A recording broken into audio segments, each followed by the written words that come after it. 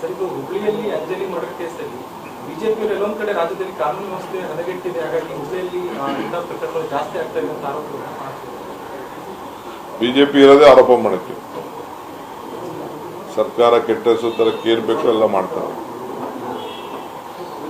ಅವ್ರ ಹುಳುಕುಗಳನ್ನ ಅವ್ರು ಮಾಡೋದನ್ನೆಲ್ಲ ಮುಚ್ಚಾಕೋದು.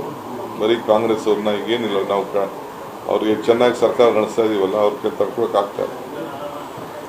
ಬಿಜೆಪಿ ಆರೋಪ NCRB ರಿಪೋರ್ಟ್ ಅಲ್ಲೇ ಹೇಳ್ತಾ ಇದ್ದಾರೆ ಸರ್, 4 ತಿಂಗಳಲ್ಲಿ 430 ಕೊಲೆ ಆಗಿದೆ, 198 ಅತ್ಯಾಚಾರ ಕೇಸ್ಗಳಾಗಿದ್ದಾವೆ ಕರ್ನಾಟಕದಲ್ಲಿ.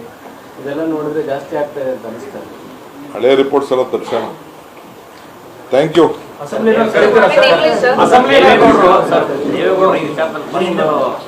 ಇವತ್ತೊಂದು ರಿಯಾಕ್ಟ್ ಮಾಡಿದ್ದಾರೆ ಸರ್, ಕುಟುಂಬದ ವಿರುದ್ಧ ಏನೆಲ್ಲ ನಡೀತಾ ಇದೆ ಇದರಲ್ಲಿ ಎಲ್ಲರೂ ಕೂಡ ಭಾಗಿಯಾಗಿದ್ದಾರೆ. ನೋಡಪ್ಪ, ಗೌಡ್ರು ದೇವಸ್ಥಾನಕ್ಕೆ ಹೋಗಿದ್ದಾರೆ, ಬಹಳ ಒಳ್ಳೇದು. ಅವ್ರ ಹುಟ್ಟುದಬ್ಬ ಶುಭ ಹಾರೈಸೋಣ. ಒಳ್ಳೆ ಆರೋಗ್ಯ ಕೊಡಲಿ, ನೆಮ್ಮದಿ ಕೊಡಲಿ, ಸಂತೋಷ ಕೊಡಲಿ, ದುಃಖದಿಂದ ದೂರ ಆಗಲಿ, ಅಷ್ಟನ್ನು ನಾನು ಭಗವಂತನಲ್ಲಿ ಅವ್ರಿಗೆ ಪ್ರಾರ್ಥನೆ ಮಾಡ್ತೀನಿ.